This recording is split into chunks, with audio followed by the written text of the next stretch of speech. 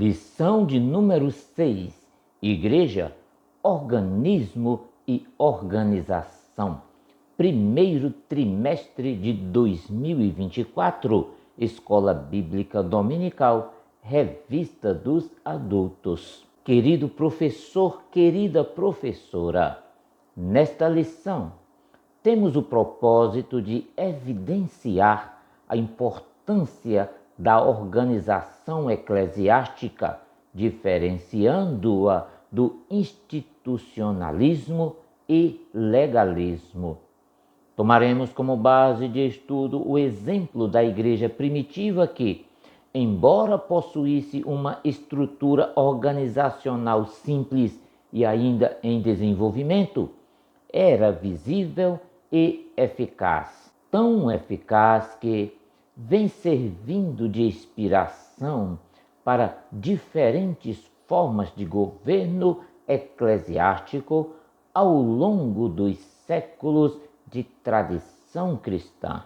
Conheceremos os principais modelos vigentes nas igrejas evangélicas do nosso país, incluindo, queridos irmãos, o modelo aderido pela nossa denominação. Olá, meus queridos irmãos, sejam todos bem-vindos ao nosso canal Teologia Simplificada. Eu sou o pastor Evandro Oliveira e estamos aqui para darmos sequência à nossa Escola Bíblica Dominical, primeiro trimestre de 2024, Revista dos Adultos. O tema que nós estamos estudando nesse trimestre é o corpo de Cristo, origem, natureza e missão da Igreja no mundo. Escola Bíblica Dominical, lição de número 6, Igreja, organismo e organização. Lembramos a todos os nossos queridos irmãos e irmãs que as lições são agrupadas em uma playlist para facilitar a sua consulta. A você que tem acompanhado semanalmente o nosso trabalho aqui, é muito bem-vindo a mais uma aula. E você que chegou agora pela primeira vez e está conhecendo o nosso trabalho, é muito bem-vindo também. Não esqueça de assinar o nosso canal. Dê um like, compartilhe esse vídeo com irmãos e amigos em Cristo Jesus. Fazendo isso, você estará nos ajudando a continuar o nosso trabalho aqui no YouTube. Queridos irmãos, vamos à parte introdutória da nossa lição. Lição de número 6. Igreja, organismo e organização. Texto áureo diz assim: Escolhei, pois, irmãos dentre vós, 7 varões de boa reputação, cheios do Espírito Santo e de sabedoria, aos quais constituamos sobre este importante negócio. Atos capítulo 6, versículo 3. Verdade prática diz assim: a igreja é um organismo vivo, contudo, como toda estrutura viva, precisa ser organizada. Leitura bíblica em classe se encontra no livro de Atos dos Apóstolos, capítulo 6, versículos de número 1 até o versículo de número 7. Na apresentação da lição nós temos os objetivos. São 3 os objetivos que devem ser alcançados pelo professor em sala de aula. O primeiro objetivo é aprofundar o entendimento acerca da igreja enquanto corpo de Cristo como um organismo ordenado. Segundo objetivo da nossa lição, compreender, por meio do exemplo da igreja primitiva, a necessidade de organização para uma igreja viva e saudável. Terceiro objetivo, aprender sobre as principais formas de governo da igreja segundo a tradição cristã e a escolha do modelo de nossa igreja. Meus queridos irmãos, a lição tem 3 pontos, cada ponto com seus subtópicos. No primeiro ponto estudaremos o seguinte tema: a estrutura da igreja cristã. Sinopse do primeiro ponto. Assim como o corpo humano funciona ordenadamente pela harmonia de seus membros, da mesma forma é o corpo de Cristo. Segundo ponto, estudaremos o seguinte tema: igreja, um organismo vivo e organizado. Diz assim a sinopse: organização é diferente de institucionalismo. A igreja primitiva nos exemplifica como a ordem é importante para uma comunidade de fé sadia e eficaz. No terceiro ponto, irmãos, estudaremos o seguinte tema: o governo da igreja nas diferentes tradições cristãs.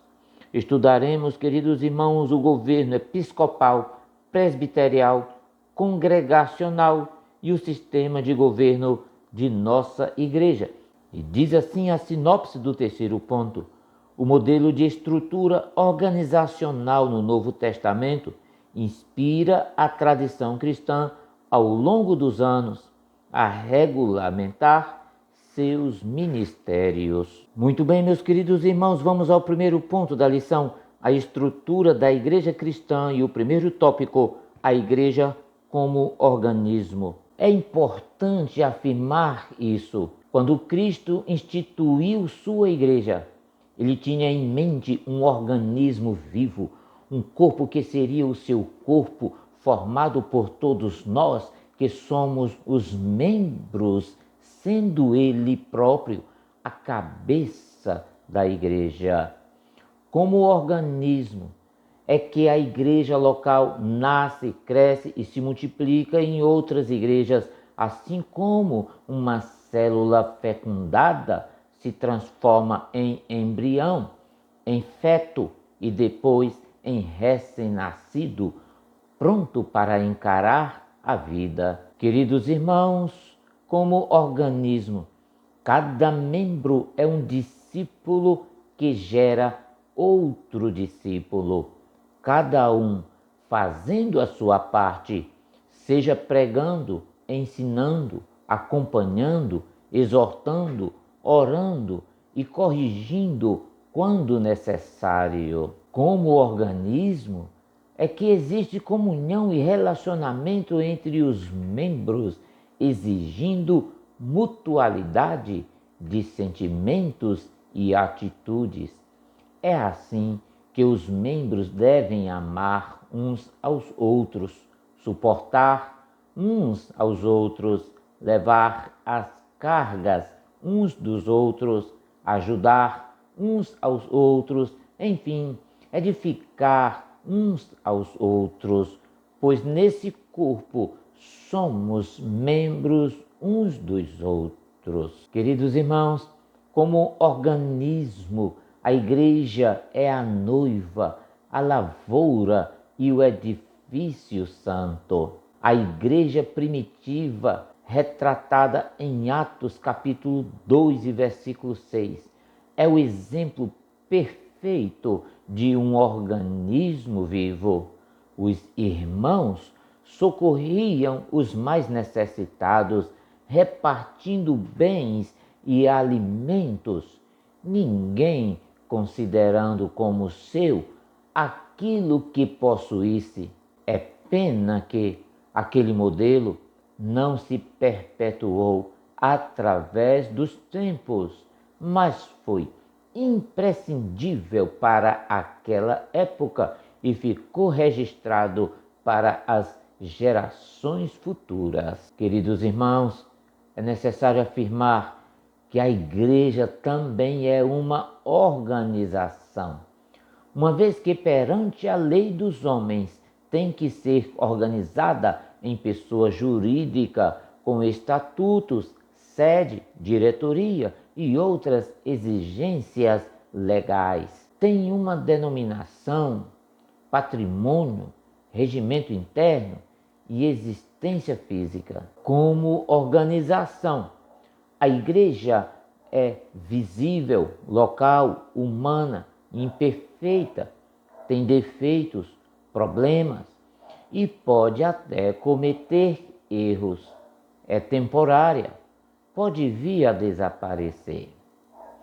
Agora, como organismo, ela é invisível, universal, divina, perfeita, sem ruga nem mácula, e nunca poderá desaparecer, nem ser vencida pelas portas do inferno. Só desaparecerá da face da terra quando for arrebatada na volta de nosso Senhor Jesus Cristo. Muito bem, queridos irmãos, segundo tópico, a igreja como organização.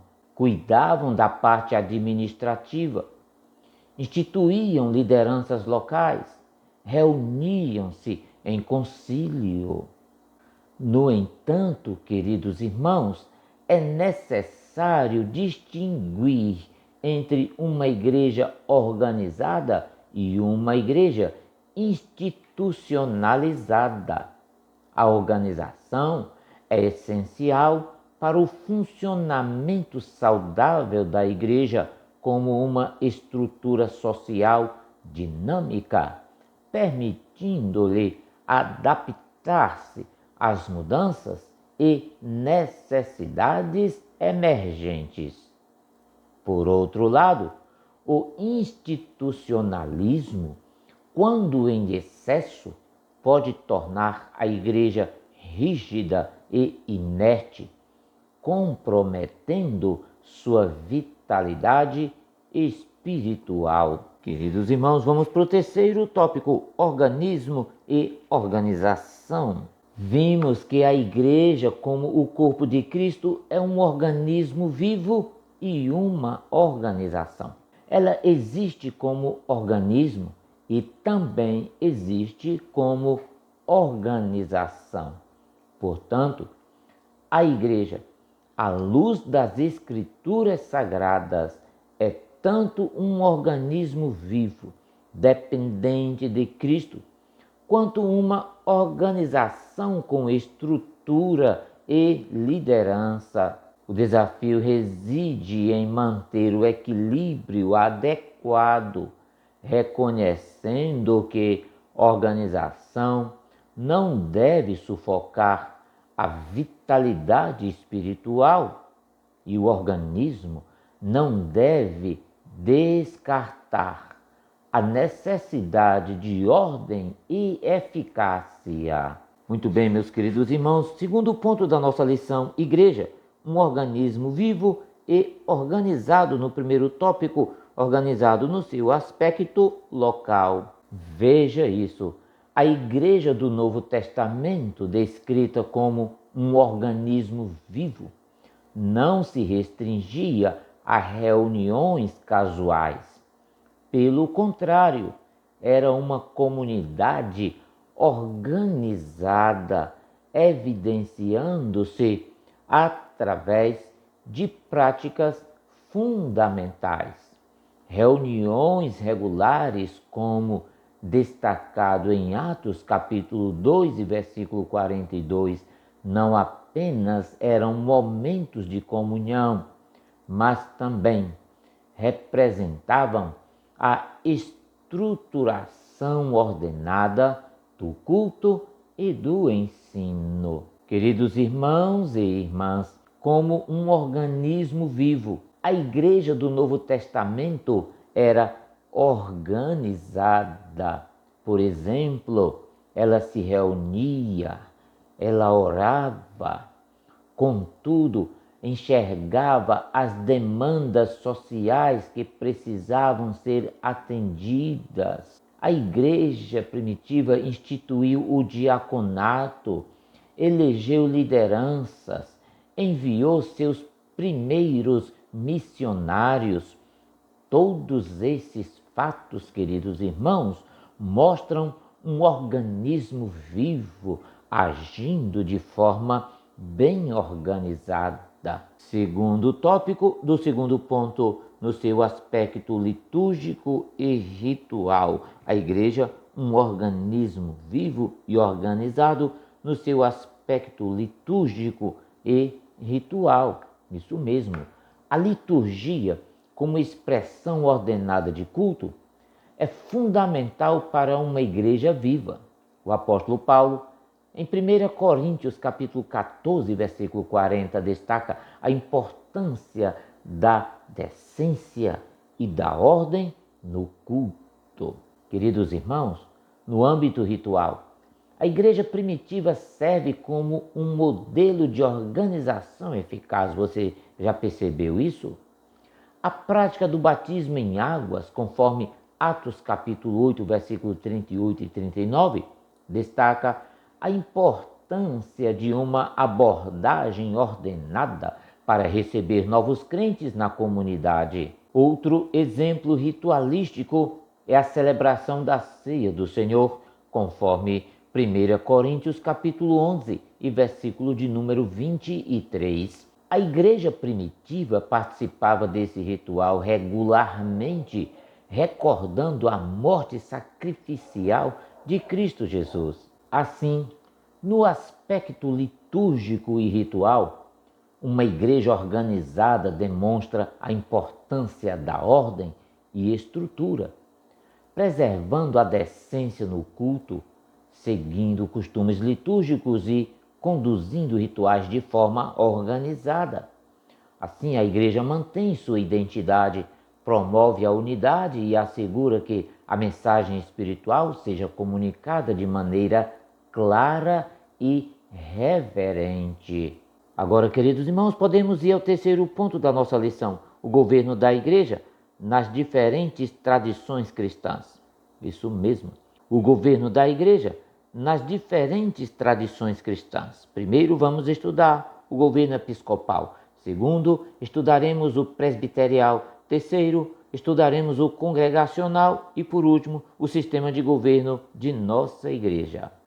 Veja, o sistema de governo episcopal, palavra que deve sua etimologia ao grego episkopos, que significa superintendente, traduzida para o português pela palavra bispo, tem como característica um maior peso posto sobre a pessoa do bispo, que o permite governar a igreja com um grande nível de independência, tanto em relação aos membros da igreja, quanto em relação aos demais pastores. Sua decisão é soberana. Na igreja metodista, por exemplo, um bispo pode remover o pastor da igreja local livremente, sem consultar a assembleia. Queridos irmãos, o modelo episcopal foi levado ao seu extremo no sistema de governo da Igreja Católica, que poderíamos chamar de episcopal monárquico. A autoridade que o Papa exerce sobre a Igreja não tem paralelo na história do cristianismo. Segundo modelo de governo é o modelo presbiterial. O sistema presbiteriano é um sistema de presbíteros. A vida da igreja é conduzida por presbíteros eleitos que, através de concílios, zelam pela vida espiritual da igreja. O bispo, na igreja metodista, é eleito pelo colégio episcopal. Porém, uma vez eleito, goza de uma autoridade que o pastor presbiteriano não conhece nem de longe. Terceira forma de governo da igreja é o governo congregacional. O sistema congregacional é o mais democrático de todos. As decisões são tomadas em assembleias. A igreja é convidada a opinar sobre tudo. O pastor, que no sistema presbiteriano depende do ponto de vista dos seus presbíteros para decidir, que no sistema episcopal depende da decisão do bispo. No sistema de governo congregacional fica bastante à mercê da membresia da igreja. Você percebe agora a diferença entre os três? Em suma, queridos irmãos, Deus tem usado as três formas de governo. Embora o sistema congregacional promova a autonomia e a responsabilidade local, ele também pode apresentar desafios em termos de coordenação e cooperação entre as igrejas. A natureza descentralizada pode dificultar a abordagem de questões que vão além dos limites de uma igreja específica. No entanto, para muitos que seguem essa tradição, consideram os valores de liberdade e responsabilidade local essenciais para a saúde e vitalidade da igreja. Queridos irmãos, quarto ponto, o sistema de governo de nossa igreja. Atualmente, a Assembleia de Deus no Brasil adota um modelo de governo predominantemente presbiterial, com fortes elementos episcopais e congregacionais. As igrejas locais, embora mantenham certa autonomia administrativa, elas estão vinculadas às convenções geral e estadual, que desempenham papéis significativos na tomada de decisões e no estabelecimento de lideranças pastorais. As convenções estaduais, por exemplo, frequentemente têm a responsabilidade de nomear líderes pastorais nas igrejas locais. Em alguns casos, uma igreja sede que supervisiona um conjunto de congregações locais afiliadas a ela exerce essa responsabilidade. Essa estrutura centralizada proporciona uma coordenação eficaz e uma direção unificada em questões doutrinárias e práticas. Em suma, o sistema de governo da Assembleia de Deus no Brasil é um modelo híbrido que combina elementos presbiterianos, episcopais e congregacionais. Queridos irmãos e irmãs, nesta lição fizemos uma análise da igreja como organismo e organização. O que ficou claro é que as Escrituras destacam a igreja como um organismo vivo e organizado. Nesse aspecto, juntamente com os presbíteros e diáconos, o colégio apostólico dava corpo e forma ao ministério local da igreja neotestamentária. Embora essa igreja possuísse uma estrutura organizacional muito simples, contudo, ela existia. Por outro lado, embora não haja nenhuma norma específica de como deve ser o governo da igreja no Novo Testamento, ao longo dos anos, os cristãos têm procurado se inspirar no texto bíblico para regulamentar seus ministros e ministérios. Muito bem, meus queridos irmãos, estamos chegando ao fim da lição de hoje. Não esqueça de ativar o sininho de notificações. Também não esqueça de assinar o nosso canal Teologia Simplificada com o pastor Evandro Oliveira. Também não esqueça de comentar e compartilhar este vídeo aí na sua igreja com amigos, irmãos, professores e superintendentes da Escola Bíblica Dominical. Muito obrigado pela sua companhia e até a próxima semana. Que Deus vos abençoe hoje e sempre. Amém.